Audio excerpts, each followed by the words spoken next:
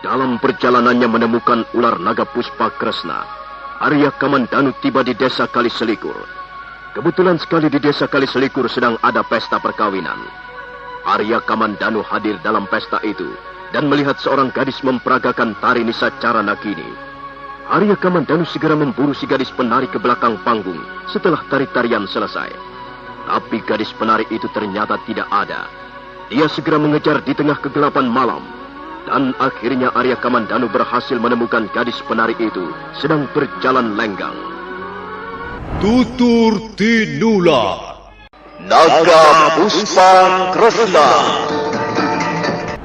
Maaf, bolehkah saya tahu di mana kau belajar memperagakan tari Nisacara Nagini?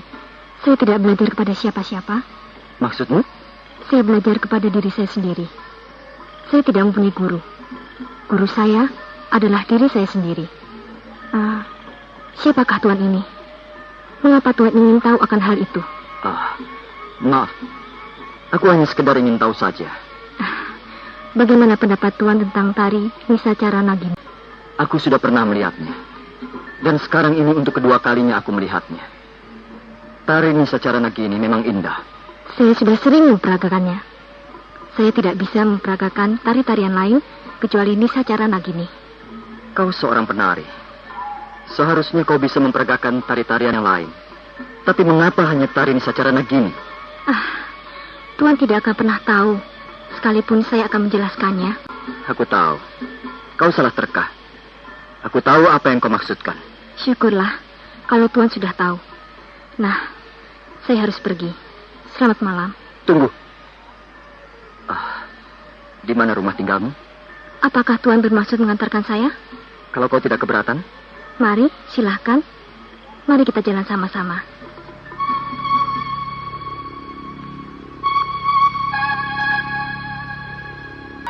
Arya Kamandanu segera berjalan bersama-sama dengan si gadis penari. Mereka melewati jalanan setapak di sekitar desa Kaliselikur. Gadis itu banyak diam selama dalam perjalanan. Nampaknya dia menyembunyikan sesuatu.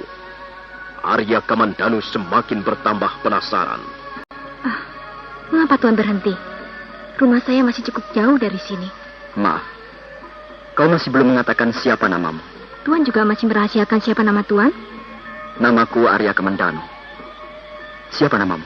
Nama saya Kanaka Maya. Namamu cukup bagus. Sesuai dengan orangnya. Bukankah Kanaka Maya artinya terbuat dari emas? Emas itu indah. Dan kau pun indah. Kau pun seperti terbuat dari emas. Kulitmu halus, kekuning-kuningan seperti emas. Tuan jangan merayu. Nanti saya terlena. Bukankah terlena itu juga indah? Sudahlah. Marilah kita teruskan perjalanan. Rumah tinggal saya masih cukup jauh dari sini. Ayolah, Tuan. Tunggu dulu. Kanaka Maya, kau cantik sekali. Dan kau semakin bertambah cantik ketika memperagakan tari Nisacara Nagini. Tuan, sudahlah. Kita baru saja berkenalan. Kalau Tuan ingin bersahabat dengan saya, kita masih mempunyai banyak waktu. Kanaka Maya, alangkah halusnya tanganmu. Alangkah lembutnya jari jemarimu. Kau benar-benar cantik, Kanaka Maya. Kau mengagumkan. Kau mempesona. Arya Kamandanu sudah bertekad untuk menyingkapkan rahasia gadis penari itu. Dia mencoba untuk mendekatinya dengan rayuan-rayuan. Dan nampaknya gadis penari itu sangat senang mendengarkan kata-kata sanjungan yang dilontarkan oleh Arya Kamandanu. Arya Kamandanu kemudian menangkap tangannya. Gadis penari itu menundukkan wajahnya. Dia kelihatan sangat malu. Arya Kamandanu semakin berani. Tangan kanannya terus mengelus-elus lengan gadis penari itu yang lembut bagaikan sutra. Dan tangannya terus merayap ke atas, makin ke atas, mendekati pundak kiri si gadis. Diam-diam Arya Kamandanu menyingkapkan selendang yang tersampir di pundak kiri si gadis. Kemudian secepat kilat, tangannya merobek pakaian si gadis. Kurang ajar! Apa yang telah Tuan lakukan? Mengapa Tuan merobek pakaian saya? Tuan mau berbuat tidak senonoh pada saya. Dasar laki-laki bejat. Kau tidak lagi dapat menipu aku. Sekarang mengakulah. Siapa kau ini sebenarnya? Aku bukan wanita nakal. Kalau kau ingin mengumbar nafsu, carilah perempuan lacur. Dasar laki-laki kotor. Tunggu. Kau tidak bisa pergi begitu saja. Lepaskan! Kau mau apa sebenarnya? Lepaskan tanganku! Lepaskan! Tidak akan kulepaskan sebelum kau mengatakan siapa dirimu yang sebenarnya. Aku tahu kau bukanlah seorang penari. Dan aku tahu namamu sebenarnya bukanlah Kanakamaya. Katakan siapa dirimu yang sebenarnya. Lepaskan! Apa urusanmu ngintang tentang diriku? Lepaskan! Tidak akan kulepaskan. Kalau kau tidak juga mau mengaku, bahkan tangan-tanganmu akan kupatahkan. Begitu. Jadi kau mau berbuat kasar kepadaku. Baiklah anak muda. Kau akan tahu siapa diriku. Pada saat itulah si gadis menatap tajam ke arah Arya Kamandanu. Wajahnya menjadi garang. Seketika lenyap kecantikannya yang lembut. Wajah itu menjadi bengis dan mengerikan. Dan matanya, pandangan sepasang mata ular naga Puspa Kresna. Sesaat lamanya Arya Kamandanu menjadi gelagapan menatap mata si gadis yang mulai berwarna kemerah-merahan. Saat selanjutnya, si gadis meronta dengan kuat. Berontak, berusaha untuk mencampakkan tangan Arya Kamandanu. Iya!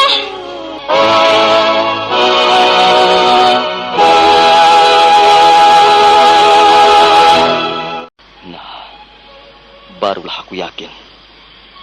Aku telah bertemu dengan penjelmaan ular naga Puspa Kresna. Gadis itu adalah penjelmaan ular naga Puspa Kresna. Aku melihat ciri-cirinya dengan jelas. Noda hitam sebesar telapak tangan orang dewasa menempel di bagian pundak kirinya. Sekarang aku benar-benar yakin bahwa ular naga Puspa Kresna ternyata ada di muka bumi ini. Aku telah bertemu dengannya. Paling tidak, aku telah bertemu dengan penjelmaannya. Sayang sekali dia sempat meloloskan diri. Dan kami belum sampai bertarung. Tapi aku tidak akan menyerah sampai di sini. Aku akan terus mengejar ular siluman itu.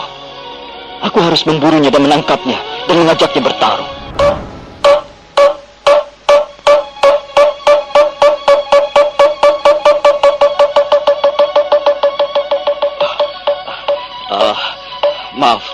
Maaf Pak. Saya mau bertanya. Apakah Bapak melihat seorang gadis berlari-lari melewati jalanan ini? Tidak. Siapa kau ini? Maaf. Saya tidak dapat menjelaskan tentang diri saya. Saya sedang mengejar seorang gadis. Dan saya kehilangan jejak di sekitar tempat ini. Apakah Bapak melihatnya? Hah? Gadis? Apa muka dia? Dia adik saya. Adikmu? Kau ini mencurigakan sekali. Kau pasti bukan berasal dari desa Kaliselikur. Memang saya bukan warga desa sini. Saya hanya kebetulan melewati desa ini. Saya ingin mencari adik saya. Dia kabur dari rumah.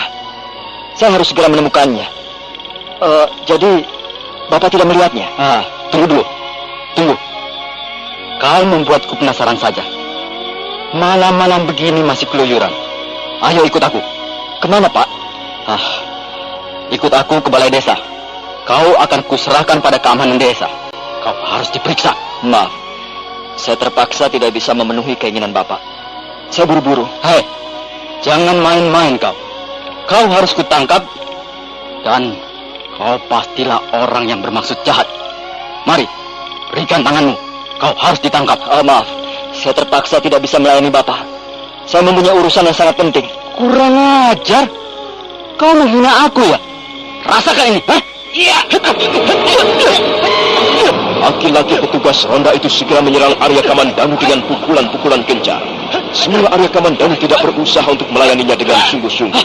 Tapi karena orang itu terus-menerus menyerbu dengan garang, maka Arya Kamandanu terpaksa juga mengeluarkan jurus-jurusnya. Kemampuan orang itu memang tidak terlampau tinggi. Karena itu Arya Kamandanu dapat dengan mudah membuat serangan-serangannya menjadi mentah. Suatu ketika, terlintas dalam pikiran Arya Kamandanu untuk mengetahui siapa diri orang itu sebenarnya.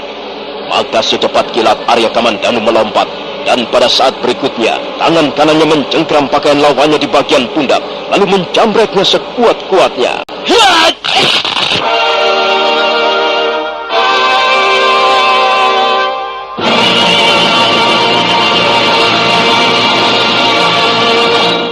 Kurang ajar.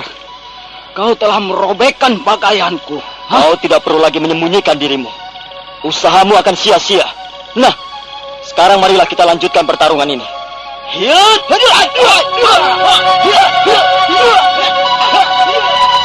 Kurang ajar. Dia berhasil meloloskan diri lagi. Memang benar apa yang dikatakan Bapak Lungga. Ular siluman itu bisa mencolo putra, mencolo putri. Baru saja dia telah merubah dirinya menjadi seorang peronda malam. Aku melihat dengan jelas ketika bagian pundaknya tersingkap. Ada noda hitam melekat di pundak kirinya. Aku harus lebih berhati-hati. Musuh yang akan kuhadapi bukanlah manusia biasa, melainkan siluman.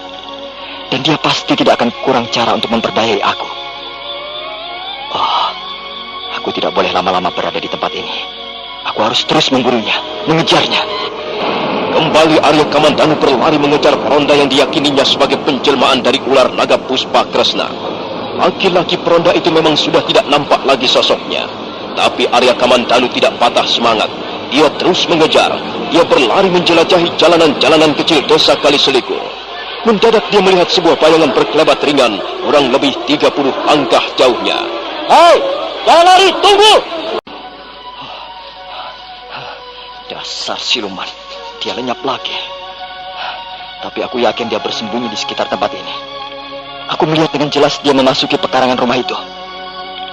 Nah, itu kebetulan ada orang keluar. Aku akan bertanya padanya. Arya Kamandanu kemudian bergegas menemui seorang laki-laki setengah tua yang baru saja keluar dari pintu ruangan depan. Laki-laki setengah tua itu agak terkejut begitu melihat kehadiran Arya Kamandanu yang tiba-tiba. Maaf Pak, saya ingin bertanya. Saya baru saja mengejar seseorang dan orang itu lenyap di sekitar tempat ini. Saya yakin dia bersembunyi di sekitar rumah Bapak. Kamu siapa? Dan siapa itu yang kau kejar-kejar? Maaf, saya tidak dapat menjelaskannya secara terperinci kepada Bapak. Saya hanya ingin menangkap orang itu. Dan saya yakin dia bersembunyi di sekitar pekarangan ini. Maaf Pak, bolehkah saya menggeledah pekarangan Bapak? Tunggu dulu. Kau rupanya belum tahu ya. Aku kepala desa Kaliselikur ini. Maaf Bapak Kepala Desa. Saya tidak tahu bahwa Bapak adalah Kepala Desa Kaliselikur. Tapi saya tidak bermaksud buruk. Saya hanya ingin menangkap orang itu. Ya, tapi siapa orang yang mau kau tangkap? Dan apa salahnya? Dan kau ini sebenarnya siapa? Saya berasal dari desa sebelah, Bapak Kepala Desa. Saya mengejar seorang pencuri. Apa? Pencuri? Kau jangan main-main anak muda. Kau pikir aku telah menyembunyikan seorang pencuri? Iya. Maaf Pak, bukan begitu. Saya sama sekali tidak bermaksud menuduh Bapak telah menyembunyikan seorang pencuri. Sudah. Pergi sana. Cari saja di tempat lain. Di rumahku tidak ada pencuri. Memang beberapa bulan yang lalu pernah ada seorang pencuri bermaksud memasuki pintu rumahku. Tapi dia ditangkap beramai-ramai oleh warga desa Kaliselikur. Dia ditangkap dan dipukul beramai-ramai. Kemudian diserahkan kepada yang berwajib.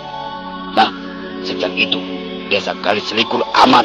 Tidak ada pencuri lagi. Kalau kau mau mencari pencuri, carilah di desa lain. Atau jangan-jangan justru kaulah pencurinya. Nah, kalau begitu, kau harus diperiksa. Maaf, saya buru-buru Pak. Saya harus segera bisa menangkap orang itu. Berhenti. Kurang ajar sekali kau ini anak muda. Berani sekali kau berlaku sembrono di rumahku. Ayo kemari, kau harus kutangkap. Maaf Bapak Kepala Desa, saya tidak bisa melayani Bapak. Jadi kau mau melawan ya? Mau melawan? Jangan kau kira aku tidak bisa menangkapmu. Awas. Kembali Arya Kamandanu terlibat dalam pertarungan. Kali ini yang menjadi lawannya adalah Kepala Desa Kaliselikur.